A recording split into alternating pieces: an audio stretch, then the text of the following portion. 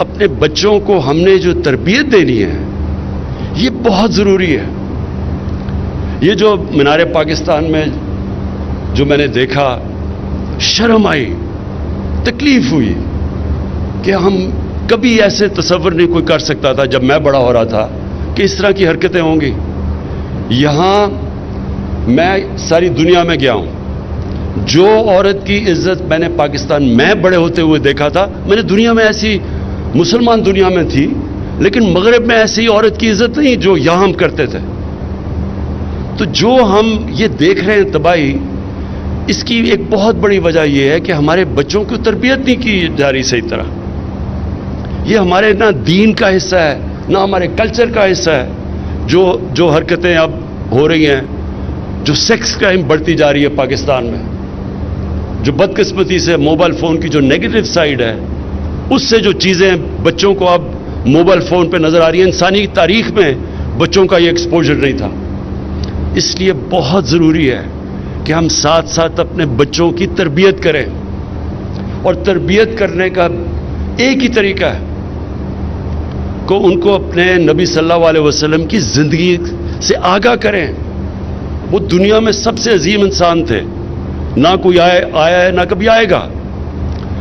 تو جب آپ ان کو ان کی زندگی سے بچوں کو صحیح معنی میں، اسٹوڈنٹس کو بتاتے ہیں کہ وہ ایک عظیم انسان کیسے بنے. کوئی دنیا میں جو بھی سکسیسفل لوگ جن کو ہمارے بچے فالو کرتے ہیں، میں عام دیکھتا تھا ایک وقت بل گیٹس یا اسٹیو جابز یا اور بڑے نام جو کامیاب، ایک وقت ڈونلڈ ٹرمپ کی کتاب یہ پڑھا کرتے تھے. میں آج سے 30 سال کی پہلے کی بات کر رہا ہوں. تو جو کامیاب لوگ ہوتے ہیں ان کو لوگ پڑھتے ہیں کہ ہم ان کی کامیابی کا راز کیا ہے. تو دنیا کی تاریخ میں تو کوئی اتنا کامیاب انسان نہیں آیا جتنے نبی صلی اللہ علیہ وسلم تھے. اور اسی لیے قرآن میں حکم دیا گیا کہ ان کی زندگی سے سیکھو، ہماری بہتری کے لیے. اللہ تو بے نیاز ہے، وہ جو حکم کرتا ہے قرآن میں وہ ہماری بہتری کے لیے ہے. تو ہم جب تک اپنے بچوں کو پوری ان کی زندگی سے آگاہ نہیں کریں گے، کدھر سے وہ کدھر گئے، کیسے انہوں نے دنیا میں تاریخ میں سب سے بڑا انقلاب لے کے آئے، وہ کیا کوالٹیز تھی انہوں میں، وہ صادق اور امین تھے. اور آج تک کوئی بڑا لیڈر بنا ہی نہیں جو صادق اور امین نہ ہو. بڑے بڑے پرائم منسٹرز آئے اور بڑے بڑے پولیٹیشنز آئے، لیکن جو اوپر پہنچا جس کی دنیا عزت کرتی ہے، وہ ہمیشہ اس کی بنیاد ان کی کوالٹی صادق اور امین میں رکھی ہوتی ہے. قائد اعظم کے مخالف بھی کہتے تھے صادق اور امین ہے. نیلسن منڈیلا ہماری زندگی، ہمارے دور کا سب سے بڑا لیڈر، سب اس کو کہتے تھے صادق اور امین ہے. اس کے مخالف بھی کہتے تھے. کبھی بھی لیڈرشپ اس کے بغیر نہیں ہوتی جو امانت دار نہ ہو اور جو سچا آدمی نہ ہو. تو وہ جو ان کی کوالٹیز ہیں جس نے ان کو ایک انسان کو اتنا عظیم انسان بنا دیا اور دنیا کا نقشہ بدل دیا، وہ ہمارے بچوں کو ان کوالٹیز کا پتہ چلنا چاہیے. تو ساتھ ساتھ ہم ٹیکنالوجی بھی سمجھائیں ان کو لیٹسٹ، ساتھ ساتھ ان کو 8، 9، 10 میں جو یہ ہم نے فیصلہ کیا ہے یہ بھی آپ نے اتنا انفورس کرنا ہے جتنا ایک کریکولم کرنا ہے. یہ دونوں چیزیں آپ نے اسکولوں میں انفورس کرنی ہیں.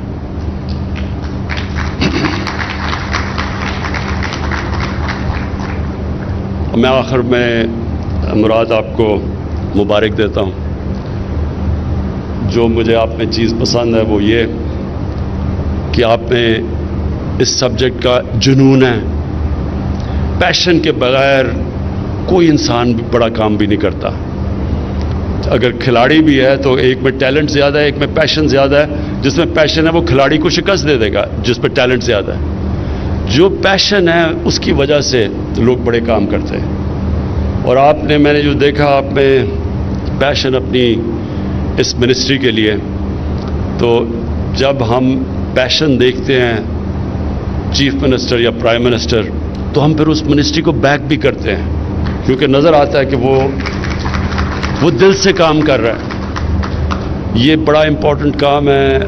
مراد، اگر آپ نے یہ کامیابی سے اسی طرح اگلے 2 سال آپ کے ہیں، پہلا 2 سال سیکھنے میں لگ جاتا ہے، آپ کے پاس 2 سال اب ہیں، اس میں اگر آپ نے یہ جو چیزیں مجھے آپ نے بتائی ہیں اور یہ جو ٹارگٹ سیٹ کیے ہیں تو اگر آپ اسی طرح چلتے گئے اور گورنمنٹ سکولز کا سٹینڈرڈ آپ نے اٹھا دیا. دیکھیں گورنمنٹ سکول اس لیے امپورٹنٹ ہے, عام آدمی گورنمنٹ سکولوں میں جاتا ہے. پرائیویٹ سکول سسٹم میں پیسے ہیں تو آپ جاتے ہیں. پرائیویٹ سکول بائی دا وے بڑا زبردست کام کر رہے ہیں, لیکن پیسے ہیں تو پرائیویٹ سکول میں جائے گا. لیکن جو اصل پاکستان کے اندر جو ہمارا ٹیلنٹ بیٹھا ہوا ہے عوام کے اندر, وہ گورنمنٹ سکولز میں آتا ہے. میں آپ کو صرف آخر میں یہ صرف نمل یونیورسٹی کا بتا دوں کہ نمل یونیورسٹی کی افیلیشن تھی بریڈفورڈ یونیورسٹی سے, ڈگریز ملتی تھی بریڈفورڈ یونیورسٹی کی.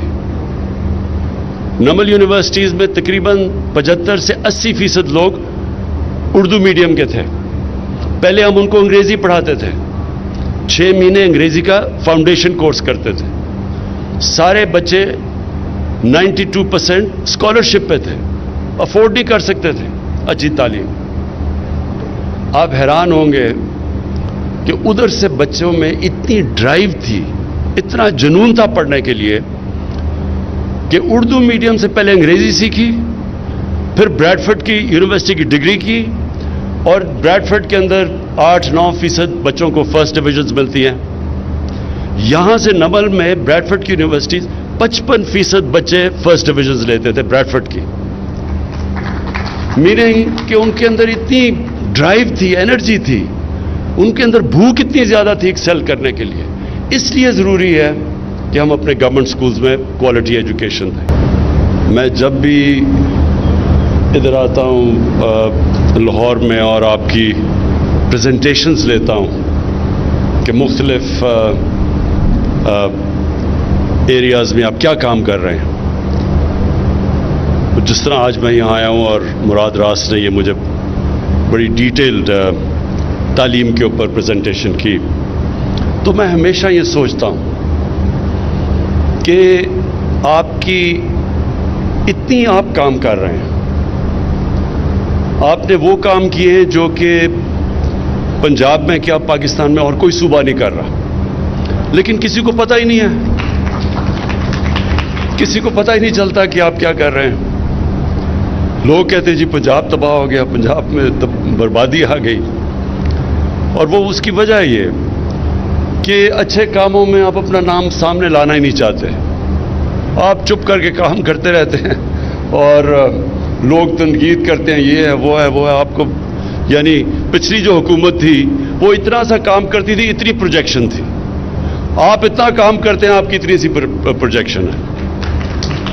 سو دیکھیں, یہ جو آپ نے آج مراد یہ پریزنٹیشن دی, آپ کو پوری طرح علم نہیں کہ یہ اس میں کتنے بڑے کام کیے آپ نے. وہ اس لیے کہ ہمارے ملک میں بدقسمتی سے تعلیم کے اوپر زور کسی نے دیا ہی نہیں, تعلیم پرائرٹی نہیں تھی.